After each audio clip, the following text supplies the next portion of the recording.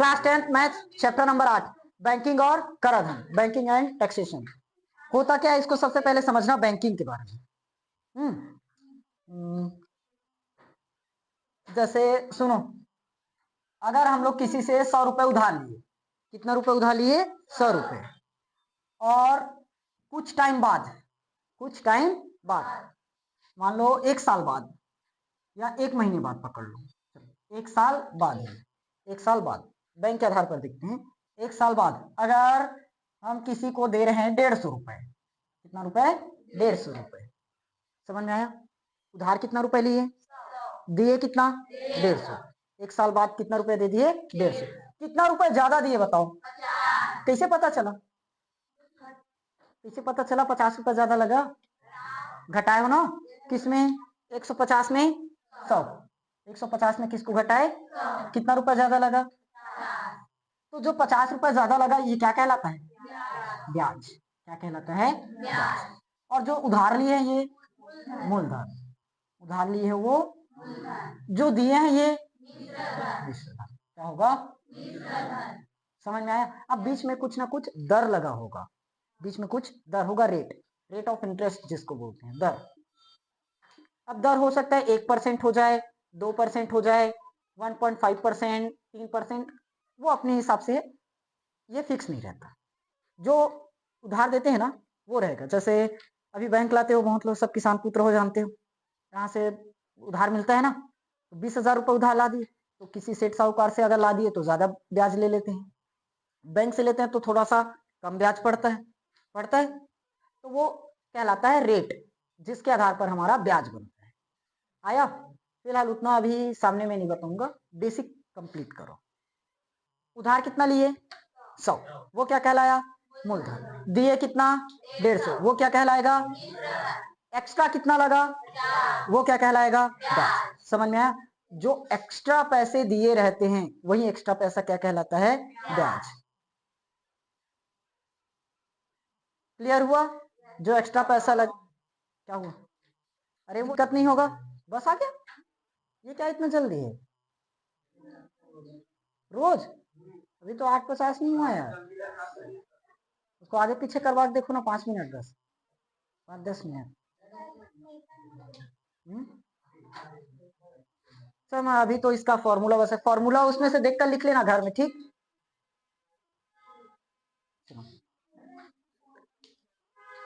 ये क्लियर? अब देखो एक एक चीज सबको निकालना पड़ेगा। ये बताओ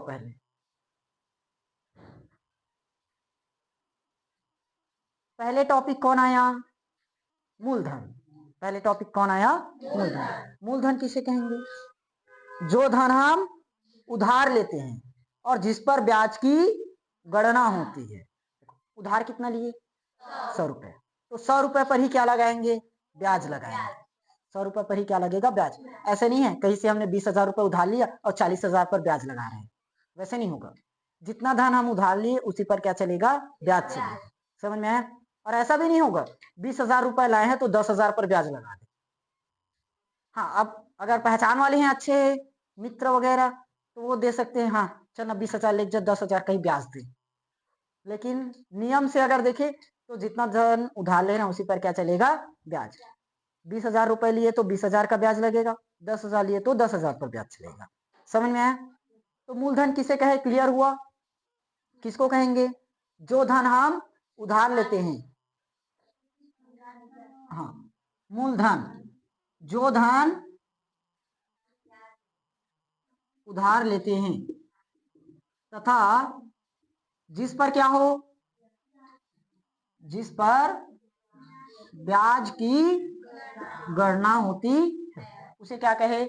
मूलधन। आया? अब तो बताओ मिश्रधन क्या कहेंगे? मिश्रधन किसे कहेंगे? निश्चित समय के बाद। अब ऐसे नहीं है हमने किसी से ले लिया 20,000 रुपए उधार और चुका रहे हैं उसको 20 साल 30 साल बाद, देगा क्या कोई? उसको क्या फायदा? नहीं होगा। हाँ लेकिन ब्याज अगर देते रहो तो उसको भी फायदा है, 60 साल कर देंगे, उसको क्या मतलब? उसको तो सिर्फ ब्याज से मतलब है, 20,000 से ज्यादा तो वो ब्याज पर कमा लिया, ठीक। लेकिन कुछ समय दिया रहेगा, जैसे कोई भी गहना वहना उसको गिरवी रख दिए कहीं पास, इतना % ब्याज पर तुम इतना रुपए लेकर जाओ, अगर वक्त पर वो पैसा ना दो तो वो उसको जब्त कर लेगा, होगा। तो निश्चित टाइम देता है, समय क्या रहता है, निश्चित। तो उस निश्चित समय पर मूलधन और मूलधन के साथ जो अतिरिक्त राशि दिया जाता है ब्याज, दोनों को मिलाकर अगर देंगे तो वो क्या कहलाएगा, समझ में आया। निश्चित समय के बाद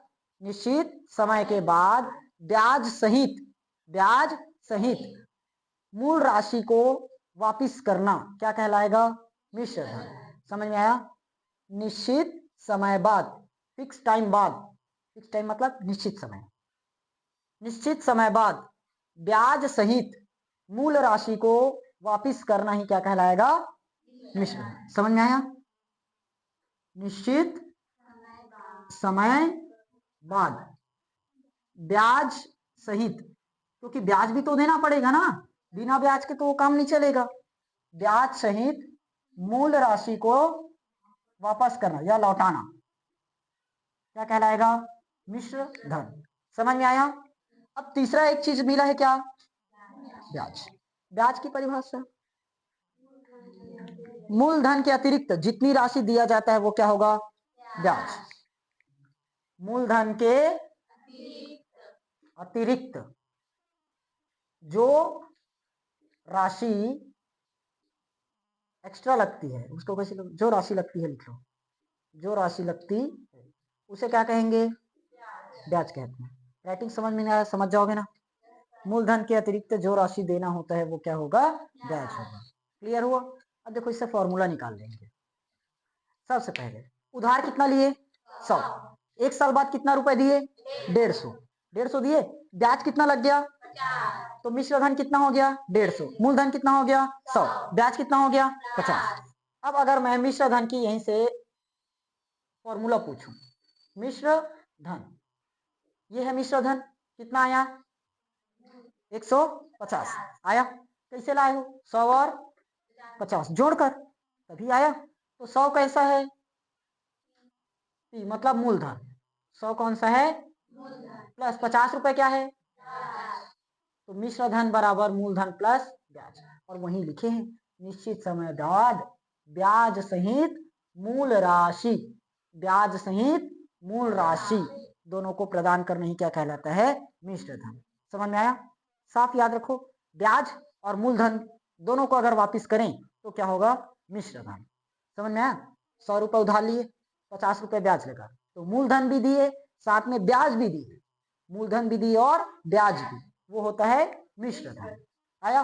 अच्छा, यहां से अगर ब्याज पता करे तो मान लो मुझे ये नहीं दिया है, मुझे सिर्फ इतना बता दिया, तुमने 100 रुपए उधार लिया, एक साल बाद 150 रुपए वापिस किया, कितना रुपए एक्स्ट्रा लगा होगा, कैसे पता चला, मिश्र धन में से किसको घटाए, मूलधन। तो ब्याज का फॉर्मूला मिल गया, मिश्र धन में किसको घटा देंगे, मूलधन को। मिश्र धन में किसको घटा देंगे, अब यही चीज अगर हमें मूलधन में ही दे दिया, मूलधन ये नहीं पता, क्वेश्चन में बोल दिया तूने ब्याज दिया 50 रुपए, ब्याज कितना दिया 50 रुपए, और टोटल कितना रुपए दिया 150 रुपए। अब बताओ मिश्र धन कितना रहा, मूलधन कितना रहा होगा, 100 आएगा। दिए कितना है 150 रुपए, ब्याज कितना जुड़ गया है उस पर 50, तो 50 को हटा दो, 50 हमारा थोड़ी ना है, 50 तो ब्याज है। हमें एक्चुअल जो हमने उधार लिया था वो लगाना है। हमने दिया कितना 150, उस पर ब्याज कितना लगा दिया है, तो ब्याज हमारा था क्या, वो ब्याज जो उस पर लगा है वो है, एक्चुअल राशि अलग है, तो कितना रुपए होगा 100 रुपए। 100 रुपए हमारा मूल राशि था, उस पर ब्याज लगकर 50 हो, मतलब 150 आया। तो क्या पता चला फॉर्मूला, मिश्र धन माइनस मिश्र धन में अगर हम किसको घटा दे तो क्या पता चल जाएगा, समझ में आया। तीनों चीज क्लियर, मूलधन ब्याज, एक वर्ष में 12 महीना, 1 2 3 4 5 6 7 8 9 10 11 12 होगा, 1 2 3 4 5 6 7 8 9 10 11 12 1 2 3 4 5 6 7 8 9 10 11 12 12 हो गया। सुनो ओए ध्यान से समझो, तीन ही चीज पर कैलकुलेट होगा इस चैप्टर में। जितना भी पढ़ना है सिर्फ तीन चीज पर चलेगा, वार्षिक, तिमाही, चौमाही और एक है अर्धवार्षिक। अर्धवार्षिक अर्धवार्षिक वार्षिक, अर्धवार्षिक, तिमाही, चौमाही, चार चीज है ना। वार्षिक मतलब 12 महीना, तिमाही मतलब 3 महीना, चौमाही मतलब 4 महीना, छमाही मतलब, और छमाही को एक चीज और बोलते हैं अर्धवार्षिक। अर्धवार्षिक पेपर सुने हो ना? हाँ, तो 6 महीने में होता है इसलिए छमाही या अर्धवार्षिक बोलते हैं। तो वार्षिक तो मेरे ख्याल से बताना नहीं पड़ेगा, वार्षिक कंप्लीट है। अर्धवार्षिक के बारे में जानो। अर्धवार्षिक मतलब 6 महीना, अर्धवार्षिक मतलब 6 महीना, क्योंकि अर्धवार्षिक, अर्धवार्षिक मतलब आधा, आधा साल, आधा साल। तो 12 महीने का आधा 6 महीने होगा। 14 महीने रह जाता तो अर्धवार्षिक कितना महीने का बनता? 7 महीने का। 16 महीने अगर रह जाता तो अर्धवार्षिक कितने महीने का बनता? 8 महीने का। लेकिन अभी हमारे पास एक वर्ष में 12 महीना है, तो अर्धवार्षिक कितने महीने का बनना चाहिए? 6 महीने का। 1 2 3 4 5 6, ये पहला अर्धवार्षिक। और ये तो बताओ एक साल में कितना अर्धवार्षिक बनता है? 2 अर्धवार्षिक बनता है। उसी की जगह अगर तिमाही पर आ जाए या चौमाही ले लो, 4 महीने का एक ग्रुप, 1 2 3 4, ये 4 महीना एक ग्रुप, 1 2 3 4, ये 4 महीना का एक ग्रुप। तो बताओ एक साल में कितना चौमाही बना? 3। ये क्या है? अर्धवार्षिक। अर्धवार्षिक कितना आया? 2 अर्धवार्षिक। ये क्या है? चौमाही। एक साल में कितना चौमाही? 3 चौमाही। उसके बाद तिमाही, 1 तिमाही, 2 तिमाही, 3 तिमाही, 4। तो तिमाही कितना बनेगा? तिमाही, समझ में आया? जितना बोला है उसका ग्रुप बनाना है, बन जाएगा। अब पेपर में ऐसे तो नहीं करते रहेंगे, अगर तिमाही बोल दिया ऐसे बनाओगे टाइम जाएगा। उसके लिए ट्रिक है, देखो हमें क्या बोला है? अर्धवार्षिक, अर्धवार्षिक या इसी को छमाही बोलते हैं, छमाही। बताओ एक साल में कितना महीना? 12 महीना। कितना महीना? छमाही मतलब कितने महीने का ग्रुप? 6। तो 6 से भाग कर दो, कितना आया? 2 छमाही आ गया। अच्छा, एक साल में कितना महीना? चौमाही बोला है तो कितने का ग्रुप? तो भाग कर दो, तो 3 चौमाही। एक साल में कितना महीना? 12। तिमाही मतलब कितने का ग्रुप? तो 3 से भाग कर दो, 4 तिमाही। समझ में आया? निकालने आ जाएगा। इस तरह से करना। स्कूल में बहुत सारे मेथड बनाएंगे, एक साल में याद कर लो इतना तिमाही, एक साल में याद कर लो इतना करके, वैसे मत करना। वहां याद करवाएंगे सीधा, एक साल में कितना चौमाही? 3 चौमाही। एक साल में कितना तिमाही? 4 तिमाही। तो रटना हो जाएगा, याद कर लोगे, दिमाग में वही बैठा रहेगा। कॉन्सेप्ट याद रखो। एक साल में 12 महीना, अब 12 महीना है, छमाही निकालना है, मतलब किससे भाग करना पड़ेगा? 6 से। तो 6 दूनी 12, 2 छमाही। चौमाही निकालना है, किससे भाग कर देंगे? 4 से। तो 4 तिया 12। तिमाही निकालना है तो 3 से भाग कर देंगे, 3 चौ 12। अब देखो, मान लो हमें किसी ने लगाया है 12% दर। कितना परसेंट? 12%। दर कितना लगाया? 12%। मतलब एक साल में 12% दर देना है। अभी बताया ना, दर को बाद में समझाऊंगा करके, यहाँ आएगा 12%। अगर 20,000 रुपये मान लो कहीं से उधार ले ली, अब वो ब्याज कर रहे हैं मंथली दो या तो वार्षिक दो। ज्यादातर कंडीशंस में दो ही चीज बनता है, या तो हर महीने ब्याज लेंगे या एक साल में एक साथ ब्याज लेंगे। ठीक, हर महीने ब्याज चलेगा या तो एक साल में ब्याज चलेगा। ये कुछ कंडीशंस है कि 6 महीने में ब्याज लगेगा और दूसरे 6 महीने में ब्याज लगेगा। 20,000 लिए, 10,000 इस 6 माही में दे दो, 10,000 इस 6 माही में दे दो, चुकता हो गया 20,000। लेकिन उस पर ब्याज लगेगा। 12% है तो इस 6 महीने में कितना देना पड़ेगा? इस 6 महीने में कितना परसेंट हो गया? 6 दूनी 12% आया। 12% अगर है तो यहाँ कितना देना पड़ेगा? 3। यहाँ और यहाँ तो कितना हुआ? कहाँ हुआ 12? ये तो 9 हुआ। यहाँ कितना देना पड़ेगा? 4%। यहाँ और यहाँ भी अब देखो 12% हुआ कि नहीं, यहाँ 4 × 12 हुआ, तो इसमें 3%, इसमें इसमें और इसमें भी 3 × 4 हुआ 12%। तो दर का भी खेल है, दो ही चीज है, दर और समय, दर और समय दोनों को ध्यान देना पड़ेगा। तो अब मुझे बताओ, दर अगर 12% है तो छमाही में कितना परसेंट हो गया? 6%। चौमाही में कितना परसेंट हो गया? 4%। तिमाही में कितना परसेंट? इसको भी निकालना पड़ेगा, ऐसे वहां भी नहीं बनाते रहेंगे पेपर में, टाइम कम रहेगा। देखो अगर छमाही बोला है, क्या चीज? तो सबसे पहले करेंगे क्या चीज? एक साल में कितना महीना? और छमाही मतलब तो 6 दूनी, तो एक साल में कितना छमाही आया? 2 छमाही आया। अब दर कितना परसेंट है? 12%। तो 12% को किससे भाग करना पड़ेगा? 2 से। तो एक छमाही में कितना परसेंट आएगा? आया।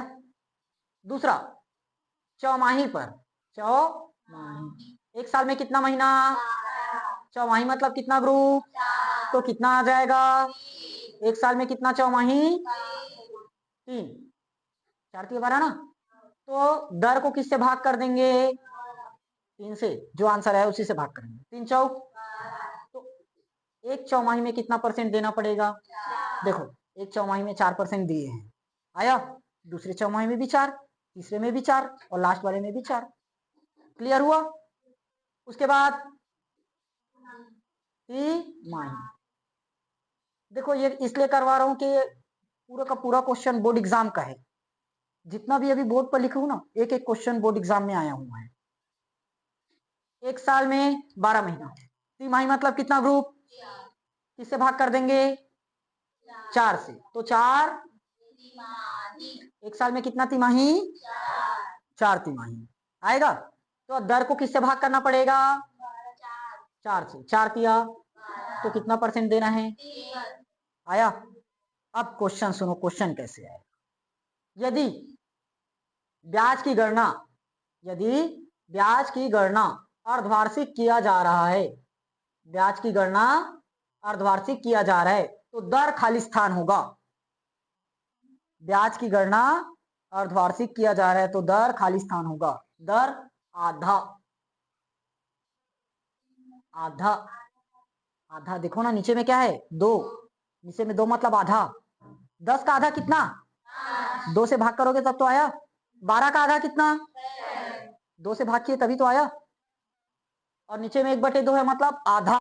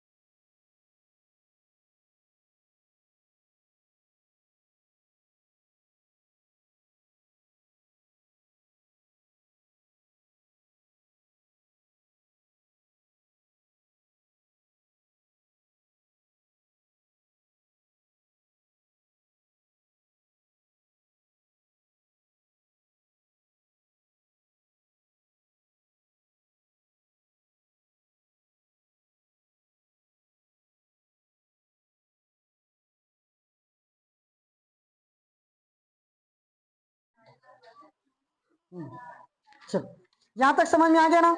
क्या क्या पढ़ाया? साधारण ब्याज, साधारण ब्याज बोल, एक वर्ष में टोटल 12 महीना, एक वर्ष में 12 महीने। छमाही मतलब कितने का ग्रुप है? छमाही मतलब 6 का ग्रुप बनाना पड़ता है ना। तो एक वर्ष में कितना छमाही? 2 छमाही। एक साल में कितना तिमाही? एक साल में कितना चौमाही? अगर ब्याज की गणना तिमाही कर रहे हैं तो दर कितना लिया जाना चाहिए? ब्याज की गणना अगर तिमाही कर रहे हो तो दर कितना होगा? एक चौथाई, एक चौथाई। अरे सिंपल, 12 तिमाही बोल रहे हैं ना। ब्याज की गणना कैसे कर रहे हैं? तिमाही। तो एक साल में कितना तिमाही बनेगा? 4 तिमाही, तो 1/4 हो जाएगा। अपोजिट करते हैं, याद है? अगर चौमाही बोला है तो एक साल में कितना चौमाही? 3 चौमाही मतलब 1 तिमाही बन जाएगा, 1 तिहाई। अगर ब्याज की गणना अर्धवार्षिक किया जा रहा है तो एक साल में कितना अर्धवार्षिक? 2 अर्धवार्षिक, मतलब दर आधा हो जाएगा। समझ में आया? इतना ही किए थे। एक साल में टोटल कितना महीना? 12। अगर छमाही बोला है मतलब 6, तो 2 छमाही निकलेगा, तो दर क्या हो जाएगा? दर बटे 2, आधा। एक साल में कितना महीना? 12। तिमाही बोला है तो 3 से भाग करेंगे तो 4 तिमाही, तो दर बटे 4 मतलब 1 चौथाई। वैसे ही 3 चौमाही बनेगा क्या? तो चौमाही के लिए 1 तिहाई। इतना बोला था, खत्म है? समझ में आ गया पूरा? आगे अब समझो बैंक के बारे में। बैंक में सबका भी खाता है, चलता है ना? स्कॉलरशिप के लिए, स्कॉलरशिप के लिए खाता ओपन करवाए हो सब। ये स्कॉलरशिप वाला सिर्फ छात्रवृत्ति के लिए काम आएगा और छोटे मोटे काम के लिए काम आएगा। जैसे 100-200 रुपए मान लो जमा कर दिए, 1000-2000 5000 इतना तक एकदम हाई रेंज में कर पाओगे कि 50,000 60,000, ये उतना बड़ा खाता नहीं है। अब इसी पर 2-3 चीजें रहती है समझना। हमें बैंकों में पैसा जमा करना है या बैंकों से पैसा उधार लेना है। यहाँ पर हम सेठ साहूकार के बारे में नहीं जानेंगे, सिर्फ बैंकों के बारे में पढ़ना है। बैंकिंग व्यवस्था, बैंक में पैसा जमा करना है और बैंक से पैसा निकालना है। अभी बहुत देखे होंगे चलता है, अपना बीमा करा लो, बीमा करा लो करके LIC एजेंट बहुत आते हैं, बताते हैं ना, हर साल तुम हमको 100 रुपए दो, ये हर महीना 200 रुपए 400 रुपए करो, 15 साल बाद तुमको 10 लाख 20 लाख मिलेगा। इस तरह से उनको कुछ पॉलिसी रहता है। तो वो क्या करता है, जैसे हम पैसा वहां जमा किए, मान लो हर महीने 200 रुपए जमा किए, कुछ साल तक, एक साल में कितना जमा हो जाएगा? 4800। एक महीने में कितना जमा किए? 200। 12 महीने तक जमा करेंगे एक साल, तो 12 चौक 4800 होगा। याद रखना, जो हम पैसा जमा करेंगे उसका क्या बनेगा? ब्याज। ब्याज सहित बैंक हमें वापस करेगा। मान लो 4800 रुपए जमा किए, 4800 रुपए पर हमें क्या देगा? कुछ ब्याज देगा। अब हम जो जमा करेंगे उस पर ब्याज कम लगता है, उधार लेंगे उस पर ब्याज ज्यादा ले लेंगे। बैंक का ये नियम है, बिजनेस है। हम जो पैसा जमा करेंगे ना उस पर बैंक हमें ब्याज देंगे, मतलब बोल रहे हैं बैंक हमसे उधार ले रहा है, सीधा बात। हम जमा कर रहे हैं बैंक में, तो बैंक हमसे क्या लिया? उधार। तो हमें ब्याज के साथ पैसा चुकाएगा ना, तो उसमें वो लोग कम ब्याज देंगे, लेकिन हम जो उधार लेंगे उसमें वो लोग ज्यादा ब्याज वसूल करेंगे। ऐसे है। अब इस पर भी कुछ कंडीशंस है। 2 प्रकार से जमा होता है पैसा, एक आवर्ती जमा खाता और एक सावधि जमा खाता। आवर्ती जमा खाता क्या होगा? हर महीने 100-100 रुपए, 200-200 रुपए या 150 रुपए जमा करो 3-4 साल तक, ये है। ये आवर्ती जमा खाता, आवर्ती जमा खाता। सावधि जमा खाता एक साथ 50,000 रुपए जमा कर दो, वो सावधि जमा खाता। समझ में आया? जैसे हमें कहीं से 50,000 रुपए मिल गए एक साथ, अब हमें उस पैसे को रखना है सेफली, तो हम क्या करेंगे? किसी बैंक में फिक्स डिपॉजिट करवाएंगे, या तो खाता खुलवा देंगे, बचत खाता, सेविंग अकाउंट बोलते हो जिसको, उसमें पैसा डाल देंगे 50,000 रुपए को। टाइम लिमिट लगा देंगे, हमें 3 साल रुपए मतलब 3 साल बाद बैंक पैसा दो। 3 साल के लिए बैंक को उधार दे दिया हमने अपना पैसा, तो बैंक क्या करेगा? 3 साल तक रखेगा। अब हमें क्या फायदा उससे? तो हमें उस पर ब्याज मिलेगा, ज्यादा पैसा वापस करेगा बैंक। ये है। आया? ये तो था एक साथ जमा करने वाला। उसी की जगह अगर ये बोल रहे हो नहीं हमारे पास 50,000 रुपए एक साथ नहीं है, हम हर महीने 200-200 रुपए देंगे, हर महीने 200-200 रुपए देंगे और 4 साल तक जमा करेंगे, तो हर महीने 200 रुपए दे रहे हो, एक साल में कितना बन जाएगा? चलो उसको छोड़ो, हर महीने 100 रुपए जमा कर दो, एक साल में कितना बन जाएगा? 1200। एक महीने में 100 रुपए तो 12 महीने में 1200 होगा। अगर 4 साल तक जमा किए तब 4800 होगा। हर महीने कितना रुपए जमा किए? 100 रुपए। हर महीने कितना जमा किए? 100 रुपए। कितना? 4 साल तक। एक साल में कितना जमा हो जाएगा? 1200। तो 4 साल में 4800। तो 4800 रुपए ही जमा हो पाया हमारा कितना साल में? 4 साल में। यह है आवर्ती। आवर्ती जमा खाता मतलब हर महीने जमा करना। सावधि जमा खाता मतलब एक साथ पैसा जमा करना। दोनों में अंतर समझ में आया? सावधि जमा खाता मतलब एक साथ पूरे पैसे को जमा कर देना, लेकिन उसमें भी टाइम लिमिट है, फिक्स करना होगा, इतने टाइम बाद हम पैसा वापस लेंगे। आया? आवर्ती जमा खाता में भी फिक्स है, हर महीने 100 रुपए देंगे, 4 साल तक कर देंगे। अब हमें क्या मिलेगा? उस पर रिटर्न मिलेगा, ब्याज मिलेगा। समझ में आया? वैसे से मैं LIC भी करते हैं, बहुत सारे पैसे जमा करवाते हैं, उसके बाद उस पर रिटर्न देते हैं, उसके अलग नियम है। फिलहाल सावधि आवर्ती समझ में आया कि नहीं आया? सावधि जमा खाता मतलब जिसमें पैसा एक मुश्त जमा करना होगा, आवर्ती जमा खाता जिसमें मतलब प्रति महीने जमा करना होगा। हुआ? सावधि जमा खाता में निश्चित अवधि के लिए पैसा जमा होगा, और आवर्ती जमा खाता में भी निश्चित अवधि के लिए ही होगा, लेकिन उसमें महीने दर महीने देना होगा। आया? दोनों में अंतर करते चलना। अंतर पेपर में नहीं आएगा, सावधि और आवर्ती में अंतर लिखो करके, लेकिन 1 नंबर में क्वेश्चन बहुत आएंगे। ये क्लियर हुआ पहला पॉइंट? दोनों में टाइम लिमिट है कि नहीं? फिक्स करना पड़ेगा कि नहीं? करना पड़ेगा, निश्चित समय के लिए ही करेंगे। उसके बाद दूसरा, पूरी जमा राशि पर ब्याज मिलता है उसे जमा की अवधि के दौरान निश्चित होता है। पूरी जमा राशि पर ब्याज मिलता है, ये बताया। 50,000 रुपए मान लो सावधि जमा खाता में जमा कर लिए, उस पर हमें क्या मिलेगा? ब्याज मिलेगा। तो कितना ब्याज देंगे? 4 साल के लिए जमा कर रहे हैं और 10 साल का ब्याज देंगे क्या? 4 साल जमा कर रहे हैं तो 4 साल का ही ब्याज देगा। 4 साल जमा कर रहे हो तो 3 साल का ब्याज दे देंगे क्या? और बैंक घुमा देगा, चलो 1 साल का ब्याज हम ले लेते हैं। नहीं होगा, जितना साल जमा करेंगे उतना ही साल का ब्याज मिलेगा। आया? आवर्ती जमा खाता भी है, प्रत्येक मासिक किस्त पर ब्याज मिलेगा। प्रत्येक मासिक किस्त पर ब्याज मिलेगा। हर महीने मान लो 100 रुपए जमा कर रहे हो, तो वो जमा होते जाएगा होते जाएगा। पहले माह में 100 रुपए जमा किए, अभी पैसा कितना रुपए है? 100 रुपए। एक महीने में जमा किए कितना रुपए हुआ? उस पर ब्याज मिलेगा। दूसरा महीने में कितना रुपए हो गया? 200, क्योंकि 100 और जमा कर दिए, कितना हो गया अब? तो 200 पर ब्याज चलेगा। अगले महीना में 100 और जमा कर दिए, कितना हो गया अब? तो 300 पर ब्याज चलेगा। आया? चौथा फॉर्मूला दिया है सावधि जमा खाता और आवर्ती जमा खाता। देखो,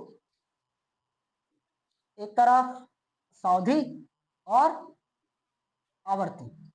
सावधि जमा खाता में एक मुश्त राशि जमा करते हैं, और इसमें प्रत्येक माह जमा करेंगे। समझ में आया? इसमें एक साथ पैसा जमा होगा और इसमें एक प्रति महीने में, मतलब हर एक महीने में जमा करना पड़ेगा। क्लियर? इसमें ब्याज मिलेगा कि नहीं? फिक्स होगा कि नहीं? इसमें ब्याज मिलेगा कि नहीं? उसमें भी फिक्स होगा। समझ में आया फॉर्मूला? अच्छा, ये चीज जानो, इसमें हमें ब्याज ज्यादा मिलता है, इसमें ब्याज ज्यादा मिलेगा, और इसमें ब्याज थोड़ा सा कम मिलेगा। कारण मेरे ख्याल से सबको समझ में आ रहा होगा। ये बताओ, अगर मैं अभी तुमको 50,000 रुपए दे दूं, और हर महीने 100 रुपए करके, या हर महीने 500 रुपए करके कुछ साल में 50,000 दूं, तो कितना महीना लग जाएगा? 100 महीने लग जाएगा। होगा? हर महीने मैंने कितना रुपए दिया? 500। कितने महीने? 100 महीने। तब जाकर ये कितना बनेगा? 50,000। और ये एक साथ एक ही साल में बन गया, बना? या एक महीने में बोल सकते हो, देंगे जमा करेंगे तब। किसमें फायदा मिला? इसमें हम कुछ उपयोग कर सकते हैं ना, तुरंत का तुरंत कहीं पर इन्वेस्ट कर देंगे, और इसमें लगे सीधा 100 महीना तक पैसा इकट्ठा होने। तो इसीलिए इसमें क्या मिलेगा? ज्यादा ब्याज मिलेगा। आया? क्योंकि इसमें पैसा सीधा एक साथ आ रहा है, लेकिन इसमें हर महीने दे रहे हो। क्लियर हुआ? तो ब्याज किसमें कम पड़ा? आवर्ती जमा खाता। और ज्यादा किसमें पड़ा? सावधि जमा खाता। अभी जैसे इकट्ठे करते हो पैसे, 100 रुपए 200 रुपए पॉकेट मनी के हिसाब से जैसे हो जाता है, मान लो इकट्ठा कर ली, जमा करना चाहो तो इसमें क्या मिलेगा? कम ब्याज मिलेगा बाद में। क्लियर? तीसरा, इसका मिश्रधन कैलकुलेट करने का फॉर्मूला है P ब्रैकेट 1 प्लस R बटे 100 पूरे की पावर n। इसको पिछले क्लासों में पढ़कर आए हो। और इसको कैलकुलेट करने का फॉर्मूला कुछ अलग है। इसमें हम पहले ब्याज निकालेंगे, P into R divided by 100 गुणित 1/12। ये फॉर्मूला है। आया? जितना भी इसमें लिखा हूं हर एक क्वेश्चन बोर्ड एग्जाम का क्वेश्चन है, इसलिए अरे यार क्या हो गया?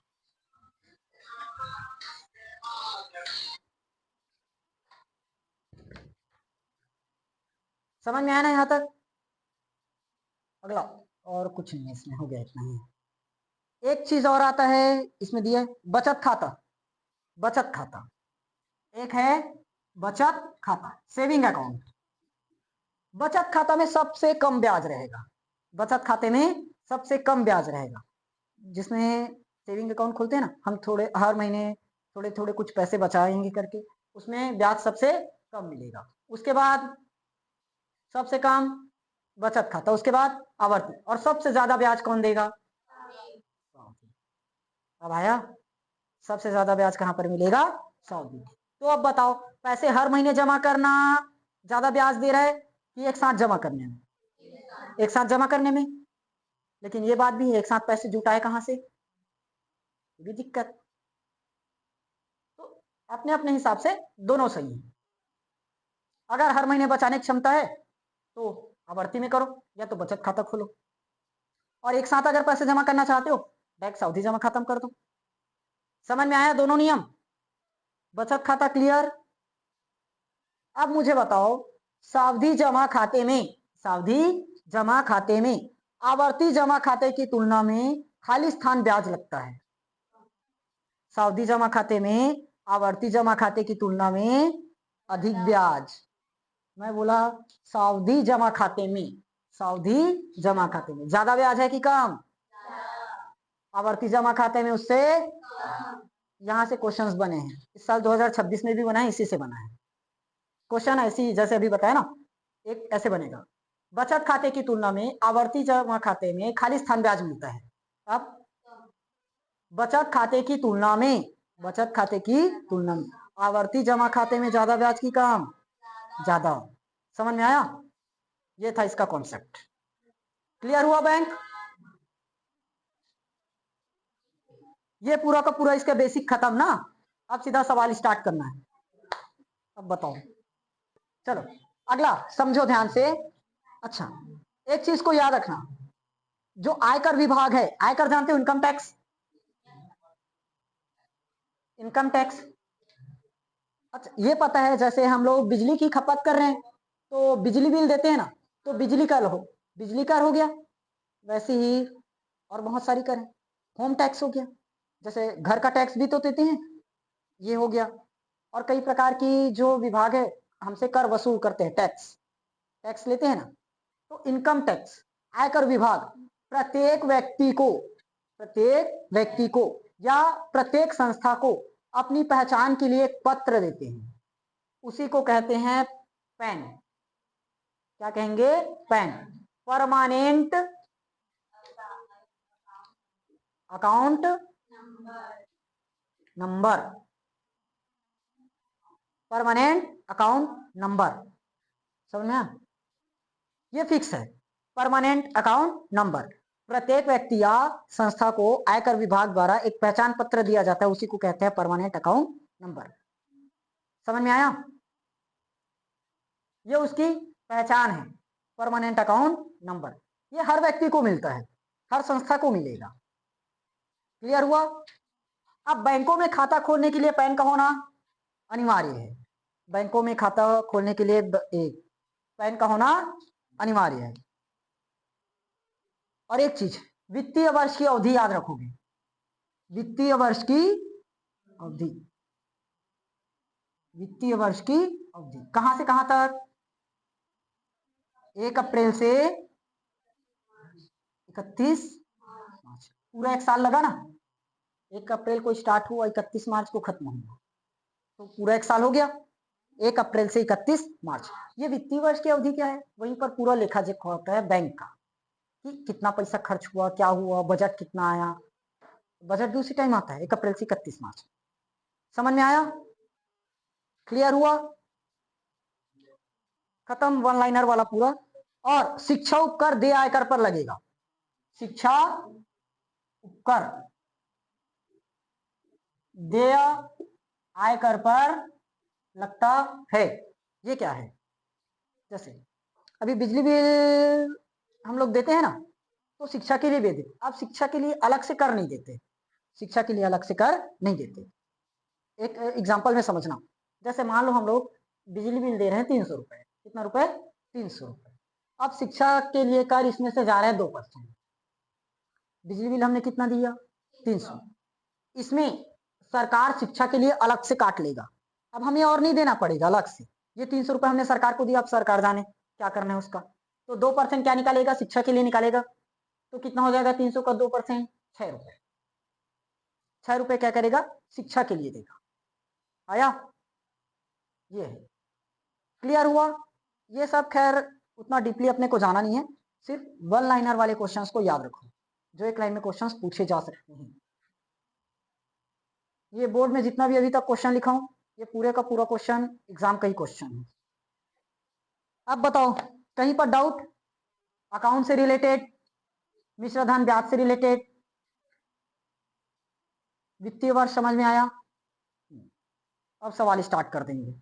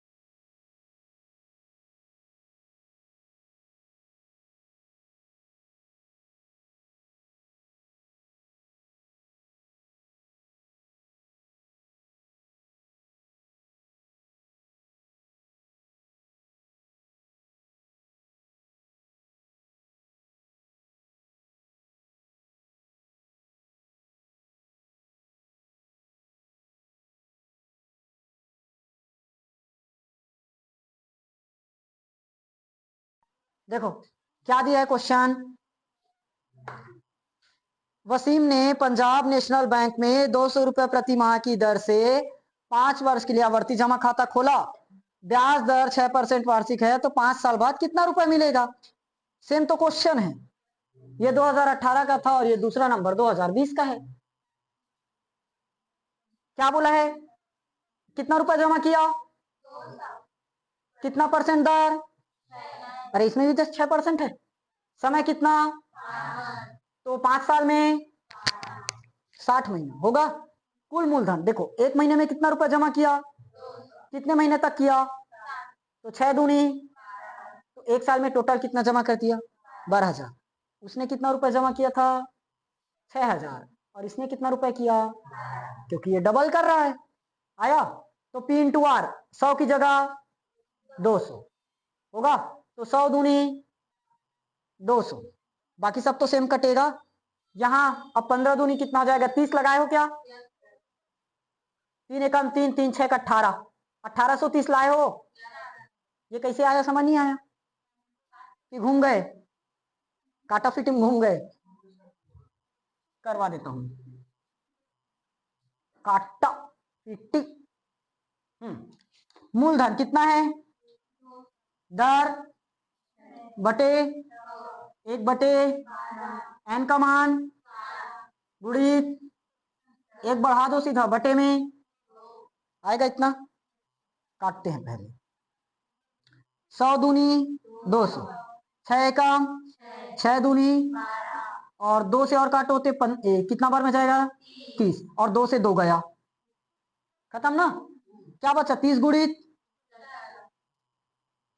तो 1800 गुणा करोगे तो 1830। देखो हमने जमा कितना किया, 12,000 जमा कितना किया, बैंक हमें एक्स्ट्रा कितना दे रहा है, 1800, तो टोटल कितना मिल जाएगा, 12,000 और एक 13,830, 13,800। समझ में आया कि नहीं आया, बना लोगे, बन जाएगा। ठीक,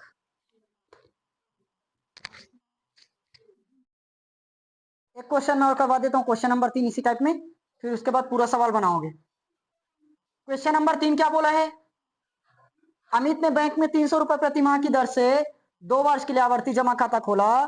ब्याज दर 6% वार्षिक है, 2 वर्ष बाद कितनी धनराशि प्राप्त होगी। मिला, 2024 का क्वेश्चन है। क्या बोला है, दिया मूलधन पता कर लोगे कितना है, 300, हर महीने कितना रुपए जमा कर रहा है, समय दिया है क्या, समय कितना, 2 वर्ष।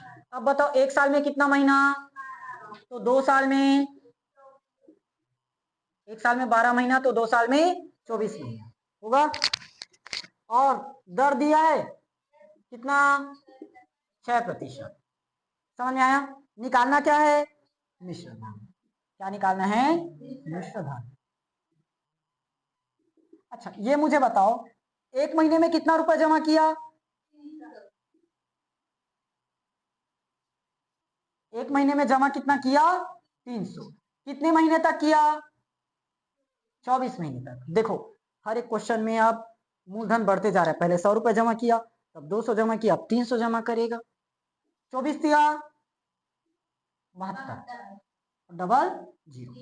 समझ में आया, एक महीने में जमा कितना किया, 300, कितना महीने तक किया, तो टोटल कितना जमा हो गया, 7200।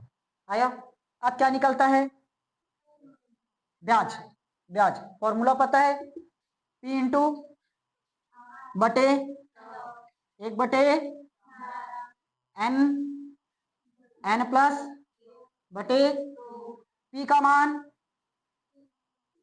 गुणित 1/6 बटे गुणित 1/n का मान 24, और 24 में 1 बढ़ा दो बटे में। समझ में आया इतना तक। अभी मैंने यहाँ इसलिए फास्ट कर दिया क्योंकि कुछ था ही नहीं ना, क्या हुआ, फॉर्मूला बस मैं सीधा वैल्यू पुटिंग की, 2 0 से 2 0 खत्म, 6 दूनी 12, और ये कट जाएगा क्या 12 बार में, 12 दूनी 24 तो, और ये 2 6, बताओ नीचे में कुछ बचा क्या, नहीं बचा, ऊपर में कुछ बचा, 3 गुणित 6, 6 तिया, नहीं तो ऐसे करो 3 गुणित 6 गुणित 25 होगा, क्या हुआ, क्या क्या बोल रहे हो, क्या हुआ, एकदम बुनन बुनन करते हो, सही तरीके से पूछो ना, डाउट है तुम, नहीं है, हाँ तो ठीक है, देखो 25 छक्के कर सकते हो 150, ये याद नहीं है, 150 होता है ना, 25 छक्के 150, 150 में अगर मैं 3 का गुणा करूं तो 400, अरे 15 तिया 45 और 0, ठीक तो आया क्या, 450। अब बताओ कुल मूलधन, हमें क्या चाहिए, मिश्र धन चाहिए रहता है, क्या चाहिए, मिश्र धन, कुल मूलधन प्लस ब्याज, कुल मूलधन प्लस ब्याज। ये बताओ हमने बैंक में 1 महीने में कितना रुपए जमा किया था, कितना महीने तक किए उसको, तो टोटल कितना जमा हो गया 7,200, हमने जमा कितना किया 7,200, बैंक ने एक्स्ट्रा रुपए कितना दे दिया 400, तो अब टोटल कितना हो जाएगा 7,600, समझ में आया, इतना रुपए एक्स्ट्रा मतलब मिलेगा, क्लियर, बैंक में हमने जमा कितना किया 7200, और वापिस उसने एक्स्ट्रा कितना किया 450, तो टोटल कितना हो गया 7650, समझ में आया, बन जाएगा। अब देखो पिछली बार, इस बार पिछली बार से कम ब्याज मिला है, पिछली बार से कम ब्याज मिला, पिछले बार वाले क्वेश्चन में शायद हमको 1830 रुपए ब्याज मिला था क्या, इसके पहले क्वेश्चन में, इसके पहले वाले क्वेश्चन में ब्याज कितना था 1830, और उसने कम भी पैसा जमा किया था, पैसा भी कितना रुपए किया था 200 रुपए प्रति माह, और दर भी कितना था 6%, उसके बावजूद उसको ज्यादा ब्याज क्यों मिल गया, हाँ देखो पिछली बार जमा कितना किया था 200 रुपए, इस बार जमा कितना किया, उसमें दर कितना था, अभी दर कितना है, उसके बावजूद इसने 1830 रुपए बैंक में एक्स्ट्रा दिया और इसमें 450 ही एक्स्ट्रा दिया, क्यों, कारण बताओ, समझ नहीं आया कारण, अरे देखो ना पिछली बार उसने 5 साल जमा किया, पिछले क्वेश्चन में कितना साल जमा किया था 5 साल, इस बार कितने साल तक जमा किया, सिर्फ 2 ही साल तक तो जमा किया है, साफ बात है कम मिलेगा ना, जितना ज्यादा टाइम जमा करोगे उतना ही ज्यादा ब्याज मिलेगा, जितना कम जमा करोगे उतना ही कम ब्याज मिलेगा, समझ में आया, कहाँ जल्दी, अगला क्वेश्चन मैं और करवा रहा हूं सुनो, अरे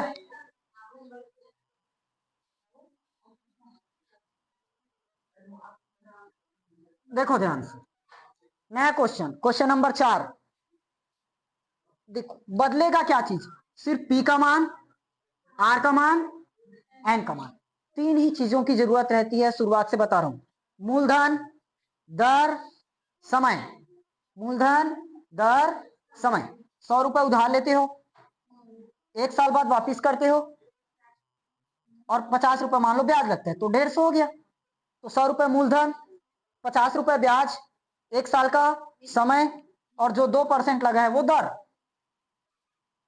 ठीक, समझ में आया, क्वेश्चन में देखो क्या दिया है, चौथा,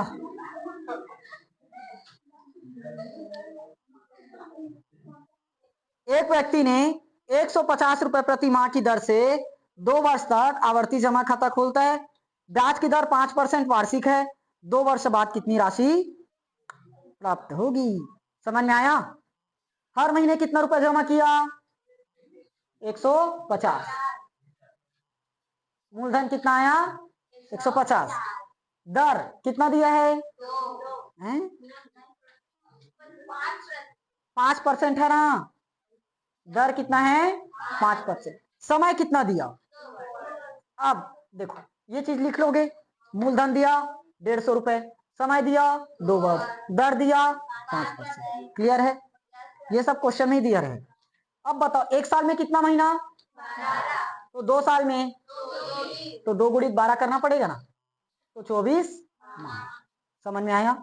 एक साल में 12 महीना तो 2 साल में 24 महीना। अब बताओ उसने एक महीने में कितना रुपए जमा किया? 150। कितना महीने तक जमा करेगा? आएगा? 24 का पढ़ा याद नहीं है तो 15 का भी याद नहीं है। 15 चौक 60, 6 15 दून 30 और 6 36 और एक जीरो का एक जीरो। टोटल कितना रुपया जमा कर दिया? 3600। समझ में आया? एक महीने में कितना रुपया जमा कर रहा है? कितना महीने तक जमा किया? तो टोटल कितना जमा हो गया? 3600। आया? अब ये फॉर्मूला है आवर्ती जमा खाते का फॉर्मूला है ये, और आवर्ती जमा खाते में हर महीने जमा करते हैं बताया था। हर महीने कितना क्या हुआ? हर महीने कितना जमा किया? तो मूलधन 150। आर का मान बटे गुणित 1 बटे एन का मान और एक बढ़ा दो 25 बटे में एक बढ़ाकर गुणा करते हैं ना। समझ में आया? देखो अब कुछ कटेगा? एक जीरो से खत्म। 5 एकम 5 दूनी, ये भी फिनिश। 12 दूनी 2 एकम पूरा खत्म। तो क्या बचा?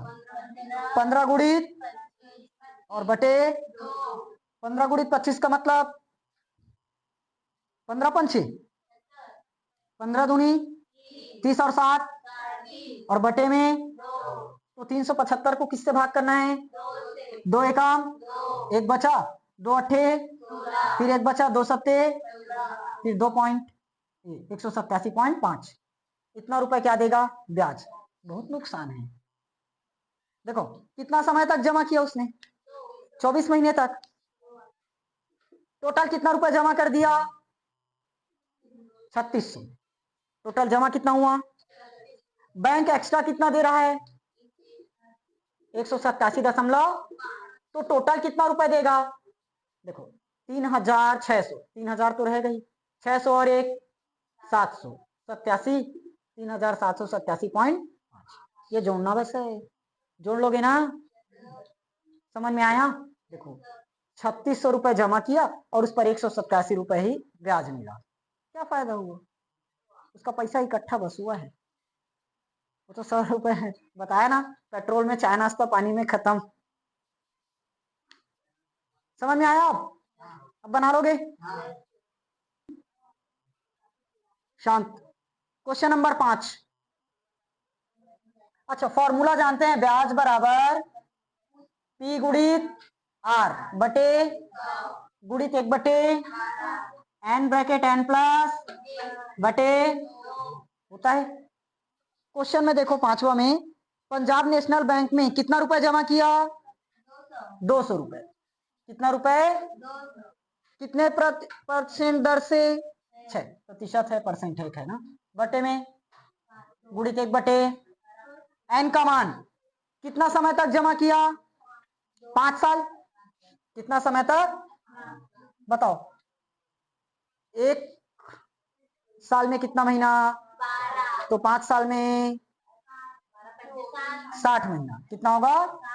तो 60 गुणित 61 बटे 2। एक बढ़ा देते हैं ना, बन गया सवाल। 12 पंचे 2 जीरो से 2 जीरो खत्म और 2 तिया 6, ये भी खत्म। कितना आया? 2 तिया गुणित 6 पंचे गुणित गुणा कर लोगे, 3 एकाम 3 3 6 तो टोटल कितना निकला? 1830। ये क्या है? ब्याज। क्या है? ब्याज। टोटल जमा कितना किया? नहीं पता, एक महीने में कितना रुपया जमा किया है? एक महीने में जमा किया। कितने साल तक जमा किया? 5 साल। 5 साल मतलब 60 महीना। तो 6 दूनी, तो टोटल कितना जमा हुआ उसका पैसा? 12,000। उसने जमा कितना किया टोटल? बैंक ने एक्स्ट्रा कितना दे दिया? तो कितना हो गया? 12,000 और 1 13,800, इतना रुपया आएगा। समझ में आया? शॉर्ट में अब बन जाएगा। और देखो, अब देखो नहीं, बनाओ। अब बनाओगे, अब कोई क्वेश्चन नहीं बताऊंगा। हुआ?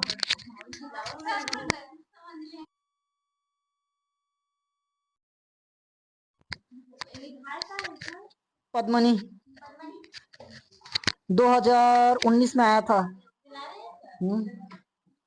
देखो, पद्मनी ने जिला सहकारी बैंक में 100 रुपए प्रति माह 10 वर्षों के लिए आवर्ती जमा खाता खोला। जमा राशि पर उन्हें ब्याज कितना मिला? 302.5 रुपए। तो ब्याज कितने % वार्षिक होगी? देखो, इस बार हमें क्या निकालना है? ब्याज पता करनी है, है? ब्याज नहीं, दर। ब्याज तो पहले से दे रखा है। मूलधन, हाँ, कितना रुपया जमा किया? तुम बताओ नहीं यार। 100 रुपए। कितने समय तक? 10 वर्ष। बताओ, एक साल में कितना महीना? तो 10 साल में 120 माह। अरे हर महीने 100 रुपए करके उसने 10 साल तक जमा किया, मतलब 120 महीने तक। दर कितना है? उतना दर रहेगा, वो ब्याज है। ब्याज कितना दिया है?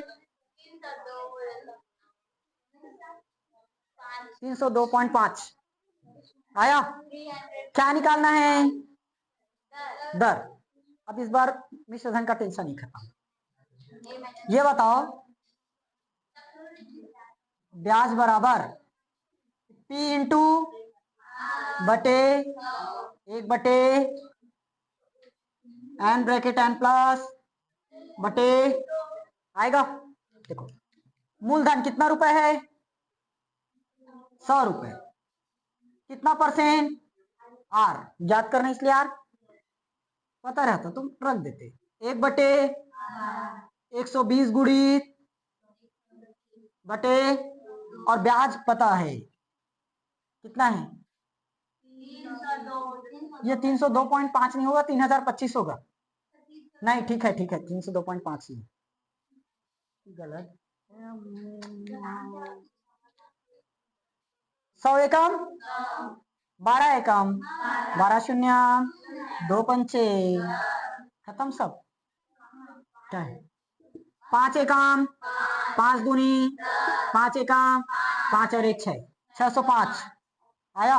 और इंटू में क्या लगा है? तो 605 R। और इधर क्या है? 302 पॉइंट। हमें किसका मान चाहिए? R का। तो 302.5 बटे 600, ये गलत है। 600 3025 ही है, 0.5 नहीं है। नहीं गलत दे दिया है। अरे गलत दे दिया तो बोल रहा हूँ, तब भी है बोल रहे, गलत दे दिया, गलती से पॉइंट लग गया है। 6 पंचे तो 5% आएगा। अब अगला है चक्रवृद्धि ब्याज से रिलेटेड है क्वेश्चन, सावधि जमा खाता।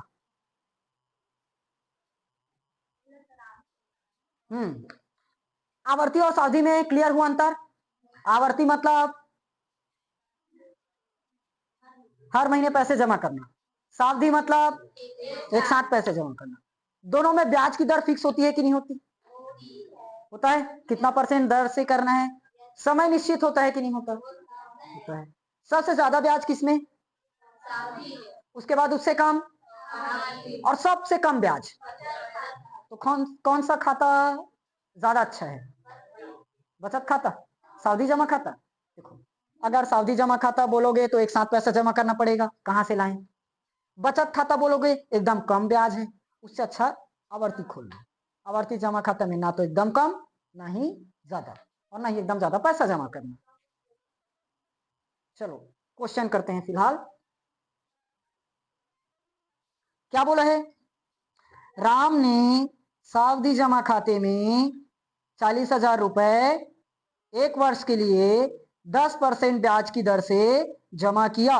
ब्याज की दर 6 माही संयोजित की जाती है। ब्याज की दर 6 माही संयोजित की जाती है तो परिपक्वता के पश्चात कितनी धनराशि प्राप्त होगी? समझ में आया? देखो सुनो ध्यान से। आवर्ती जमा खाता है कि सावधि? सावधि जमा खाता। कौन सा है? सावधि। बताओ उसने जमा कितना किया? 40,000। अब 40,000 जमा कर रहा है मतलब साफ है आवर्ती हो ही नहीं सकता। आवर्ती में इतना अमाउंट जमा करने की जरूरत ही नहीं। 40,000 रुपए जमा किया, कितना परसेंट दर लगा? कितना समय दिया? 1 वर्ष। देखो ना 40,000 रुपए 1 वर्ष के लिए मिला। लेकिन एक मेन पॉइंट यहाँ है, ब्याज की गणना कैसे की जा रही है? 6 माही। आया समझ? सबसे पहले मुझे बताओ मूलधन कितना दिया? कितना हजार? दर कितना दे रखा? 10। समय कितना दिया? 1 वर्ष। अब यहाँ मेन खेल यहाँ है, 1 वर्ष। ब्याज की गणना ले कैसे रहे हैं? 6 माही। ब्याज की गणना कर कैसे रहे हैं? 6 माही कर रहे हो। तो 1 साल में कितना 6 माही? 2 6 माही। 1 साल में टोटल महीना 12। किससे भाग करेंगे? तो 6 दूनी कितना आया? 2 6 माही। कितना 6 माही मिला? समझ में आया? तो दर को किससे भाग करना पड़ेगा? 2 से। समझ में आया? कितना परसेंट? 5%। 1 2 3 4 5 6 7 8 9 10 11 और 1 होगा। कितना रुपए उधार लिए हो? 40,000। कितना हजार? इस 6 महीने में चुकाना है और आधा इस 6 महीने में चुकाना है। कितना परसेंट दर को? तो इस वाले महीने में 5%, इस वाले में। अब समझ में आया पहले दिन का कॉन्सेप्ट? क्लियर हुआ? अगर ब्याज की गणना 6 माही किया जा रहा है, ब्याज की गणना 6 माही, तो दर को किससे भाग करेंगे? 2 से। आया? फॉर्मूला पता है? क्या निकालना है? जानते हो?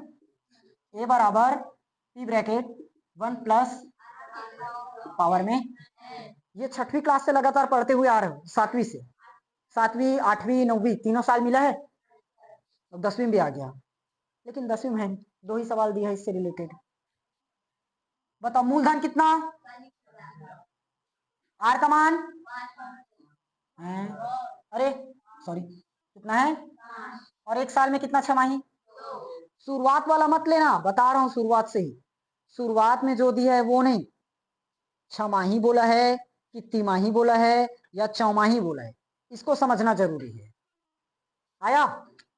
ये क्या बन जाएगा? 40 1 प्लस कट जाएगा क्या आएगा? 1 प्लस 1 बटे पावर में, ये क्या बनेगा? 20 एकम 20 और 1 और नीचे में और पावर में कितना है? तो 1 बन गया 40। 21 बटे खत्म। कितना बार 0 बजा? 4 बार? 2 बार। और इधर खत्म। 21 गुणित 21 नहीं पता? 441 कैसे पता? याद है स्क्वायर? 1 से 20 तक याद है ना? देखो ट्रिक, 21 गुणित करना है, 1 एकम 2 दूनी 1 2 एकम 2 का डबल 1 का 4 4 गुणा कर ले वो। देखो 26 गुणित 26 करना है, 6 6 2 दूनी आया। इन दोनों को पहले गुणा, इन दोनों का फिर गुणा। अब 2 6 और 12 का डबल कर दो, आ गया 6 7 6। अब ट्रिक समझ आया? तो 21 गुणित 21 कितना निकला? 400। 440 में किसका गुणा होगा? 400 का। कितना गुणा होगा? करो। 4 और कहाँ बचा? अच्छा सॉरी, 1 मिनट, नीचे में 2 भी बचा है ना?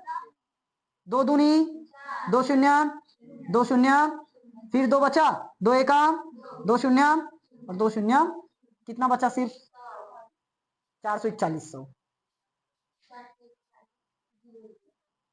44,000। बताइए क्या है? मिश्र धन, टोटल मिश्र धन। जमा कितना किया? जमा कितना किया? 40,000। मिला कितना? 44,100। कितने साल में? हाँ तो टोटल 1 साल तक किया ना, 2 छमाही में, मतलब 1 साल जमा किया और मिल कितना गया? 44,000। तो ब्याज पता कर लोगे? कितना पता? मिश्र धन माइनस मूलधन। मूलधन, मिश्र धन कितना? 44,100 और मूलधन कितना? तो आज कितना जाएगा? 4,100। समझ में आया? अब पता चला दोनों का अंतर। देखो पिछली बार हमने आवर्ती में क्या कर रहे थे? 100 रुपए 200 रुपए कर रहे थे, वो भी 1 साल के लिए किए, 2 साल के लिए, तो कितना कम अमाउंट बनता था ब्याज। लेकिन सावधि में 2 बार में जमा किए, एक 6 महीने में 40,000 जमा किए और एक 6 महीने में 40,000, तो टोटल उसका ब्याज कितना बन गया? 4,100। और पिछली बार मुश्किल से जाता था 2,000 तक ही ब्याज जाता था, उससे ऊपर नहीं गया है। फायदा किसमें हुआ? सावधि। लेकिन एक साथ पैसे जुटाओ और जमा करो, तब फायदा मिलेगा। मत हंसे करो। सेकंड क्वेश्चन देखो तो। नहीं बनेगा। एक सावधि जमा खाते में 5% ब्याज की दर से 2 वर्ष के लिए 40,000 रुपए निवेश किया। निवेश करना मतलब जमा करना, इन्वेस्टमेंट करना। उसे परिपक्वता के पश्चात कितनी धनराशि प्राप्त होगी? ब्याज की दर कैसे संयोजित है? वार्षिक। ब्याज की दर कैसे संयोजित है? वार्षिक। देखो 3 ही क्वेश्चन आया इसमें। जब हमारा सिलेबस कोरोना टाइम में कट हुआ था ना, उस टाइम पर ये क्वेश्चंस आ रहे थे। कैसे? समझ लो। पहले इस चैप्टर में हमारे पास 2 ही प्रश्नावली है, 8.1 और 8.2। 8.1 में 2 सवाल है, एक आवर्ती और एक, ये दोनों क्वेश्चंस बस है, और 8.2 अलग सवाल है। तो 8.2 अपन पूरी तरह से स्किप कर देंगे। अब होता क्या है, 8.1 से एक क्वेश्चन आएगा, 8.2 से एक क्वेश्चन आएगा। 8.1 में अपने को मिलेगा आवर्ती और 8.2 वो भयानक वाला सवाल जो मैं नहीं करवाऊंगा उसमें। हाँ वही लंबा जाएगा। तो यहाँ ना आवर्ती वाला बनाना। अब उस टाइम सिलेबस खत्म हुआ था तो ये चैप्टर काट दिए थे, मतलब 8.2 प्रश्न वाली। आवर्ती बचा और सावधि बचा, तो दोनों क्वेश्चन में ही आता था। अब आया? सावधि का चांस बहुत कम है आने का, नहीं आ सकता। लेकिन चांस कम है इसका मतलब ये नहीं कि 100% आएगा ही नहीं, आ सकता है थोड़ा बहुत। चलो ये बताओ मुझे, मूलधन कितना दिया है? मूलधन 40,000। दर कितना दिया? समय कितना दिया? 2 वर्ष। अब बताओ ब्याज की गणना वार्षिक की छमाही? तो बताओ समय के साथ कुछ बदलाव करना पड़ेगा क्या? दर के साथ कुछ बदलाव करना पड़ेगा? हम बदलाव कब करेंगे? जब दर को छमाही लिया जाए या चौमाही तिमाही, ऐसे। वार्षिक लिया जा रहा है तो उस पर कोई भी चेंज नहीं होगा। समझ में आया? और क्यों, इसका कॉन्सेप्ट मैंने पहले बता दिया। P ब्रैकेट 1 प्लस R बटे 100 पावर में आएगा, अरे n ना, P का मान 1 प्लस R का मान और पावर में सेम पिछला सवाल है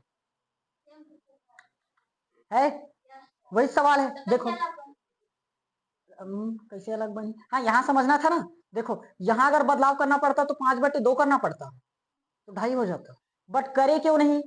क्योंकि दर 5% क्या है? और पिछली बार क्या बोला था? पिछली बार 6 बोला था, तो 10 का आधा 5 हो गया था, और इस बार पहले से वार्षिक है। अब आया, बन जाएगा। थर्ड क्वेश्चन, अब बनाओगे क्या? एक होमवर्क, थर्ड क्वेश्चन होमवर्क, हाँ बना लेना। कर लोगे फाइनली, ये चैप्टर पूरी तरह से खत्म। सुनो आप ध्यान से, बुक में और बहुत सारे क्वेश्चंस है, उन क्वेश्चंस को मत बनाना, इसलिए बोल रहा हूं क्योंकि उसमें काटाफिटी बहुत ज्यादा है, काटाफिटी बहुत ज्यादा है बुक के क्वेश्चन में। हमने जो बुक बनाया उस क्वेश्चन में नहीं, जो स्कूल से बुक पढ़ रहे हो ना, ऑफिशियल हमारा छत्तीसगढ़ बोर्ड का बुक है, उसमें जो क्वेश्चंस है उसमें काटाफिटी बहुत है, उन क्वेश्चंस को मत बनाना। जितना क्वेश्चन दिया हूं वो क्वेश्चन काफी है बनाने के लिए, इन क्वेश्चंस पर प्रैक्टिस करना, अलग से बाहर से और कोई भी क्वेश्चन प्रैक्टिस ना करना, दिमाग घुस जाएगा उसमें, इन्हीं क्वेश्चंस को करोगे। ठीक, समझ में आया? फाइनली खत्म ये पूरा चैप्टर। क्या हो गया?